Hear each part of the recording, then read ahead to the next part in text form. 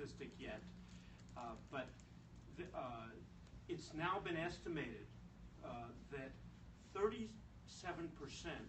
of children in the United States in their childhood lifetime, from birth to 18, have at least some contact with Child Protective Services by age 18.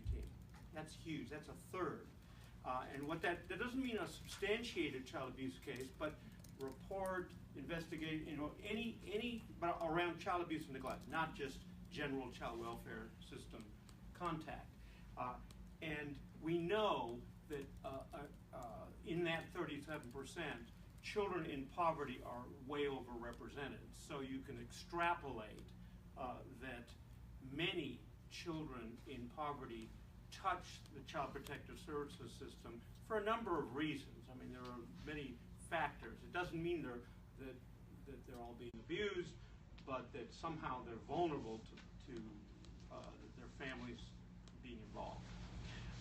Now, that said, most children in poverty fare reasonably well considering. So it's not a final sentence of, okay, that's it. If you're in poverty, there's nothing good that can happen to you. That's not true. And in our data might accidentally give the impression that because we look at risk factors and so on. However, a substantial proportion of children growing up in poverty do suffer adverse consequences. For example, in increased health risks having to do with infant mortality or injuries from either accidents or child maltreatment. Things like asthma, toxic lead exposure, and then more generally in early childhood, impact on brain development. These are elevated risk issues. In developmental situations, developmental delays, greater incident of developmental delays, lowered school readiness, lower academic achievement, and higher incidence of emotional and behavioral problems. Thank you. And then more generally, greater risk for child maltreatment, for high school dropout, for teen parenthood, exposure to violence, and then something that has come to the fore more recently is a collection of adverse childhood experiences risk factors, which actually came out of work on middle-class families, but has been extended across the economic range.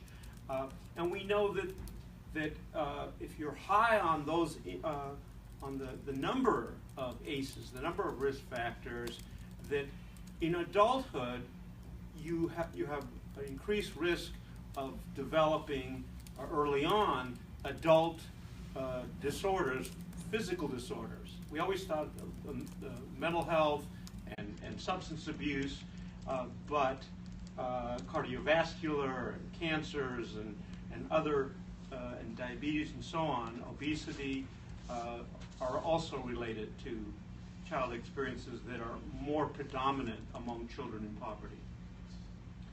Now, the broad interdisciplinary field of prevention science, let me just take an aside to talk about prevention science for a second.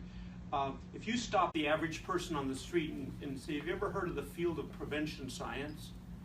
And they'll say, what is that, to prevent science? Or what is that? They never heard of it, right? A lot of academics never heard of prevention science. It's not like there's a proliferation of prevention science departments.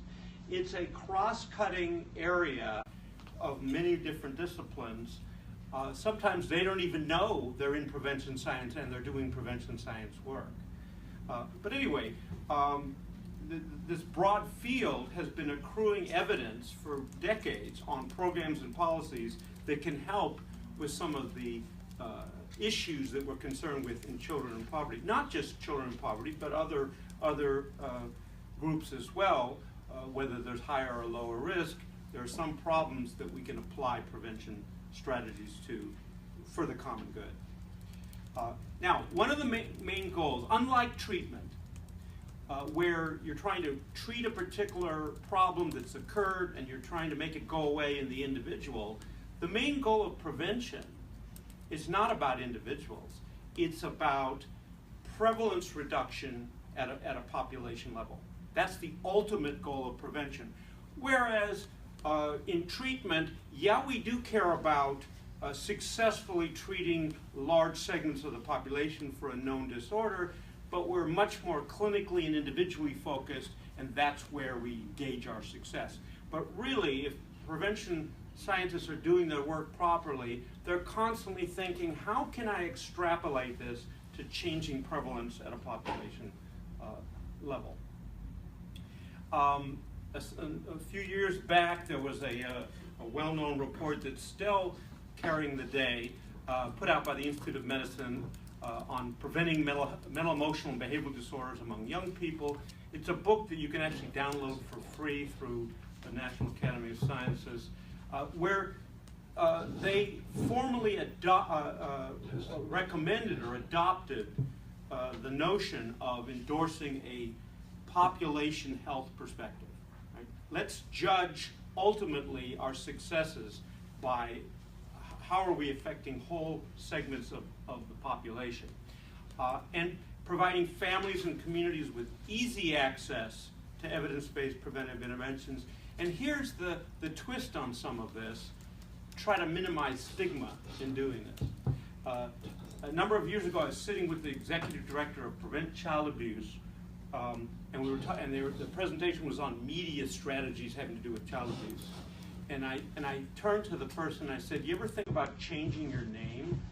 And they said they've had many discussions in their board. They want to drop the name Preventing Child Abuse because it may be good for the community. Thank you. It may be good for the. Yeah, it is. Okay.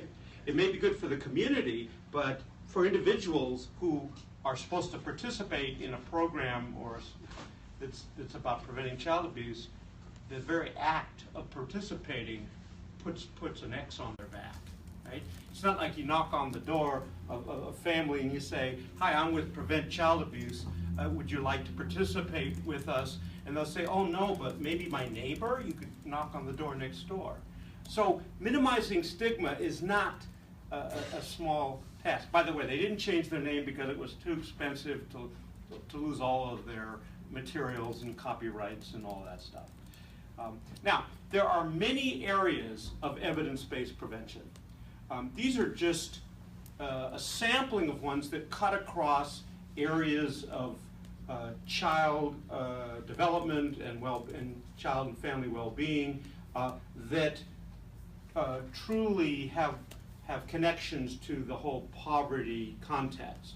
So we're talking about improving infant health, strengthening parenting across the board at all ages, reducing or preventing child maltreatment, high quality early childhood education. This is something that people like James Heckman and others have said, if you had to pick one thing to intervene, you couldn't intervene on anything else, focus heavily on quality and access to good early childhood education.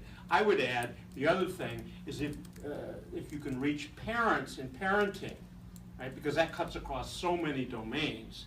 So those two areas are really important. But there are areas within those, and then in another areas. So language and literacy development, childhood obesity, physical activity and nutrition, delinquency and violence, youth substance use, which isn't necessarily always linked to delinquency because there are plenty of substance abuse problems that never rise to some other kind of involvement in the community. Teen parenthood, cyberbullying, and other kinds of bullying issues, STDs, school dropout, victimization. These are just a sampling of some of the areas where you can find evidence-based prevention. Now, let me just take a couple of areas just briefly. In the parenting and family support area, one of the areas of known success is home visitation, and one of the more successful home visitation programs in terms of its evaluation is the nurse-family partnership, which is for a particular segment of the population. It's for first-time mothers in poverty. Right? Now, you can't use it with with a mother who's already had a child or has a couple of children. which is a restriction, but what it does very, very well, and it's a good model for looking at cross-outcome area benefits from a program that sounds like it's narrow, but when you actually look at the kinds of outcomes on children, on the mothers, and so on, it has a nice benefit return. Evidence-based parenting support, I give a few examples here, but there are many, because this is one of the better researched areas, parenting support. Group programs like the Incredible Years has been used in Head Start and so on. A multi-level community work like Triple P, which tries to cover various needs and levels of intensity in age groups and formats and sectors that are delivering parenting support. And then Strengthening Families, which has been used via schools. These are just, I'm giving you a variety of examples, but there are many others. And just in terms of financial return, this is based on Washington State Institute for Public Policy. For example, in reducing child maltreatment cases and out-of-home placements relative to prevention of child abuse, it's been demonstrated a very nice return, over $7 return for each dollar invested. And this is based on health economics analyses.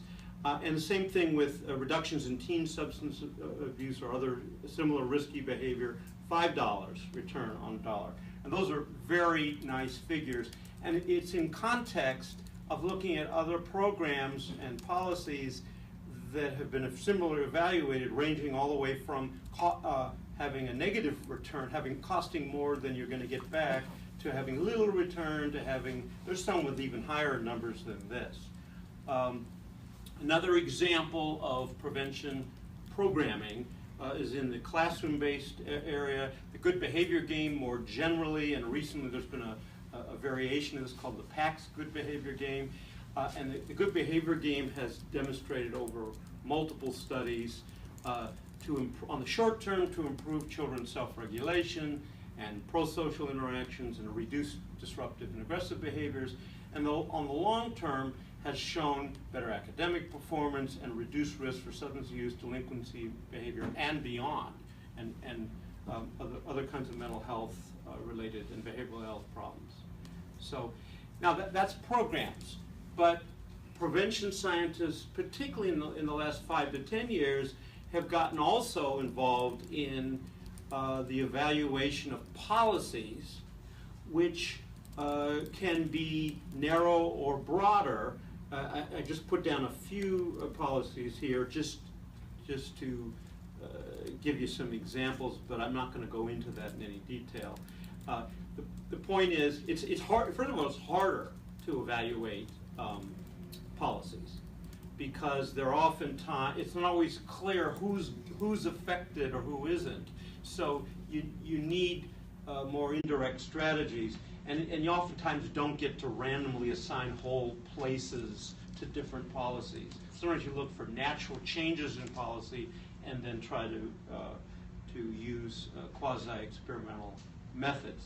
But there have been accrual of various kinds of data for policy things. So that's an area not to overlook. And policies and programs can work hand in hand. I would add one other example of a category, which is practices. Not the same as programs, not necessarily the same as policies. So practices, which it's a narrow, even narrower than a program. I don't have a good example in the child in poverty area, but in a hospital, making sure all the staff wash their hands repeatedly is an example of a practice. I wouldn't call that a program, a hand-washing program. It's not a policy, but it's a practice. And there are practices amongst individuals who serve the well-being of children and families where they can improve. For example, I'll show you a practice that we don't think about. If you're serving families and your agency only sees them 9 to 5 Monday through Friday, right? So maybe a better practice is to find some evenings, some Saturdays, and change, flex your schedule. That's a practice, but it's a practice that can improve reach.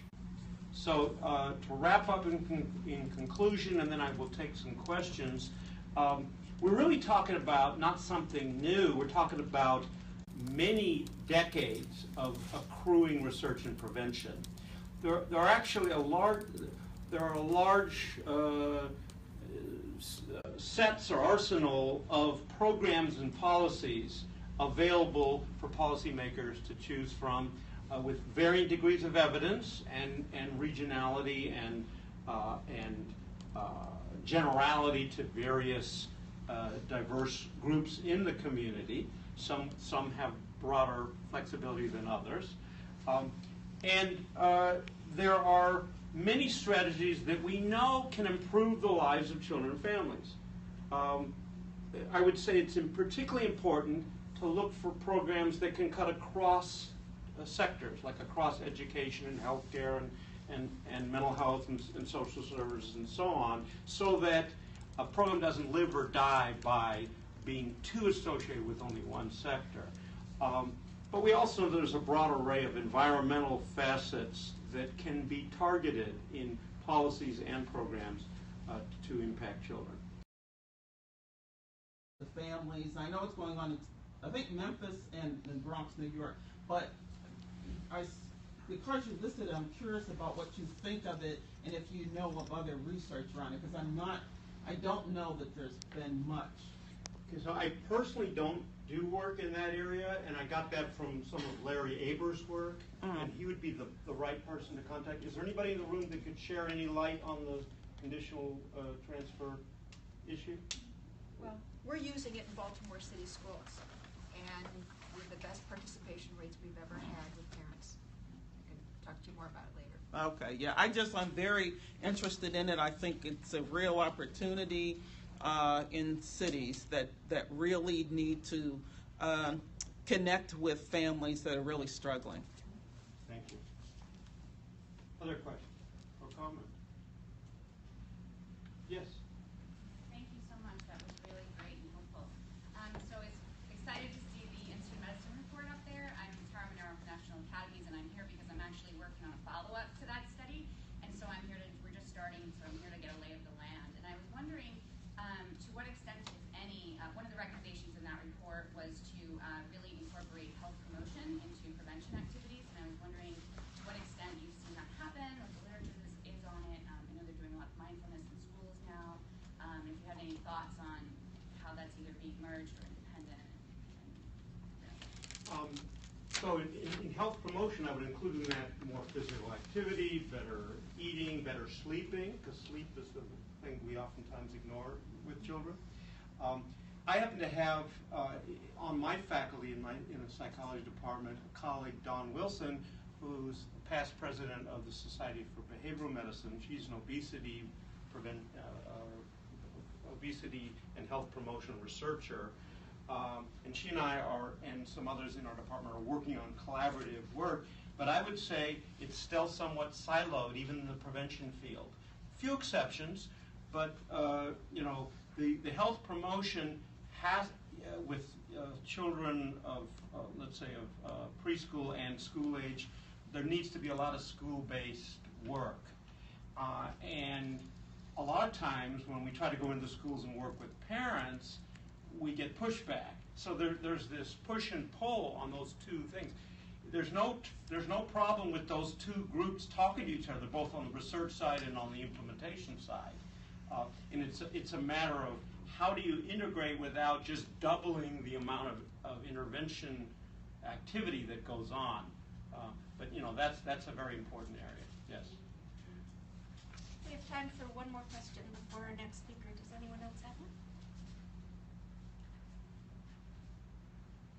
Well, I'm going to ask you a quick question, and that is, do you want to comment at all on the difference between universal and targeted programs and policies, and what makes more sense when? By universal, we mean for the whole community or the whole population. And and then targeted, for example, if we pick out families who are in poverty or children who are at risk because of the economic circumstances, selected prevention. And there's tension between those two approaches because some people believe generally that if you serve the whole community or across economic strata, then you're depriving resources for the most in need, right? And there's some areas where that consideration makes perfect sense. My area is the parenting area, and it actually does not make sense there because there are ways to have your cake and eat it too, to do both at the same time. It's called blended prevention. It's where you have a broader universal parenting support strategy with light touch available and media strategy available to everybody. And then for groups, not just on the basis of poverty, but on the basis of special needs, children with special needs, families where they're having more challenges for whatever reason, where the parent has their own mental health problem and then they need special help in terms of parenting or has a substance abuse problem, then you can do more intensive work within the framework that's a universally couched thing. That reduces stigma, but nonetheless keeps your resources funneled in a priority direction. So you can't in some areas. In other areas, it just doesn't work because the resources are the same per person, and if you divert it to people who don't really need those resources, you really will reduce it's a zero sum. You really do reduce it. So it's an important issue, but it's not, it should all be universal or it should all be targeted. Blended is oftentimes a good answer.